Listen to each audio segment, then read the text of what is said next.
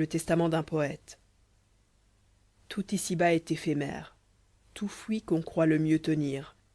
L'avenir est une chimère, puisque demain tout peut finir. Donc, agissant avec prudence, quoique jeune, ici, librement, sain de corps, et d'esprit je pense, je viens faire mon testament. À chacun suivant ma manière, je veux distribuer son lot. Libre à lui, s'il peut lui déplaire, de le jeter ensuite à l'eau. Mais je parle en millionnaire quand mes dettes s'en vont criant. Mon trop honnête légataire se ruinerait en les payant. Or 4 pipes culottées, 2 porte-plumes, un rasoir, 500 rimes non éditées, je ne vois rien à mon avoir. Mes pipes, je les abandonne à mes 4 meilleurs amis, pensant à la main qui les donne, peut-être ils y verront du prix. Je lègue au nouveau locataire mes porte-plumes écornés, et mon rasoir à ma portière pour couper les poils de son nez.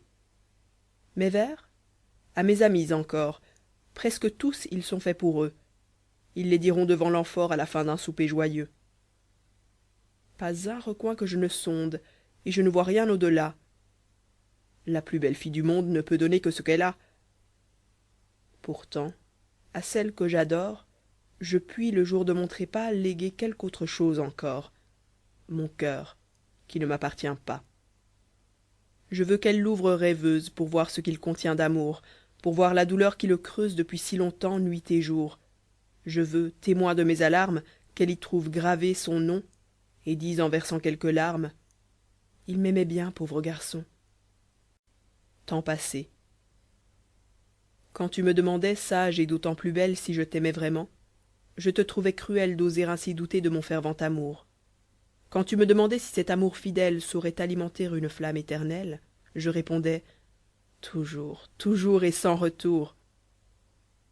Quand tu me demandais, après qu'à ma constance l'amour eût à la fin donné sa récompense, si c'était bien toujours la même passion, ne trouvant pas de mots pour rendre ma pensée, je te tins plein d'émoi contre mon cœur pressé, ma réponse mourut dans un baiser profond.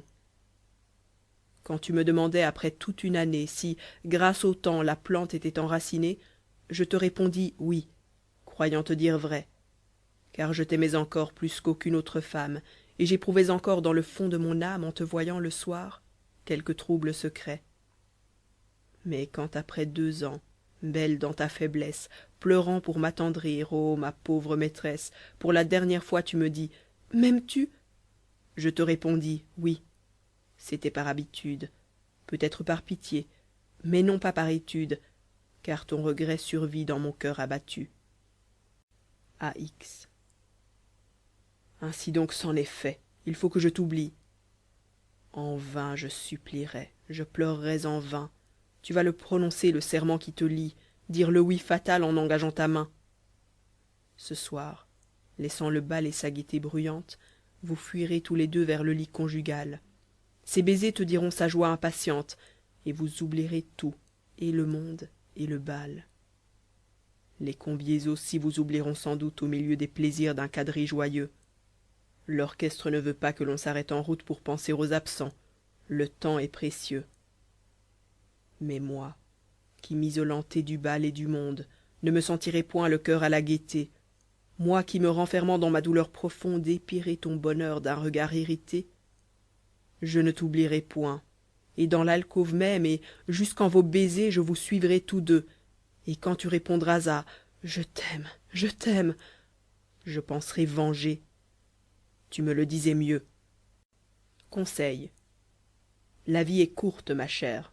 Demain vous aurez 20 ans. Et belle, vous savez plaire. Pour vous d'aimer il est temps. Car en ce monde tout passe, la jeunesse et la santé. Et l'amour fait volte-face sitôt qu'a fui la beauté. Votre teint est frais et rose, vos cheveux longs et soyeux.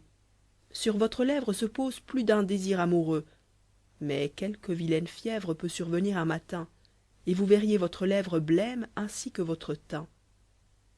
Prévenez le temps farouche, aimez dans tout votre éclat, laissez baiser votre bouche avec tout son incarnat. La rose est vite fanée. Dans les bras d'un amoureux, joli et passionné, profitez des jours heureux. Sur une morte. Sonnet.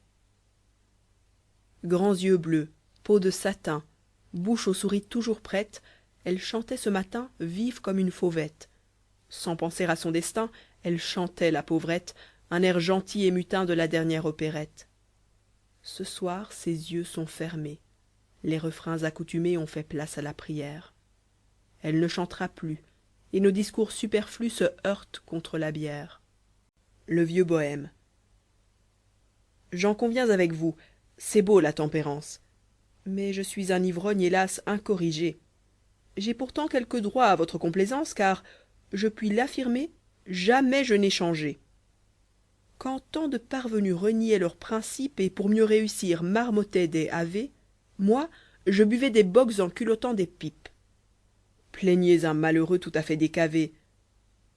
Si j'avais quelques sous, je courais boire encore, car l'abstinence est dure au gosier du viveur. Mais bon Dieu, pour calmer la soif qui me dévore, je n'ai que de l'eau claire, et l'eau me fait horreur.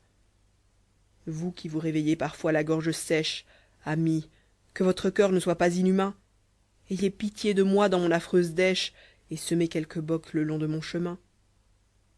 S'il faut mourir de faim, eh bien donc que j'en meure. Philosophe avant tout, je me moque du sort. Mais au moins qu'on me voie ivre à ma dernière heure, de peur que ma vie ait à rougir de ma mort.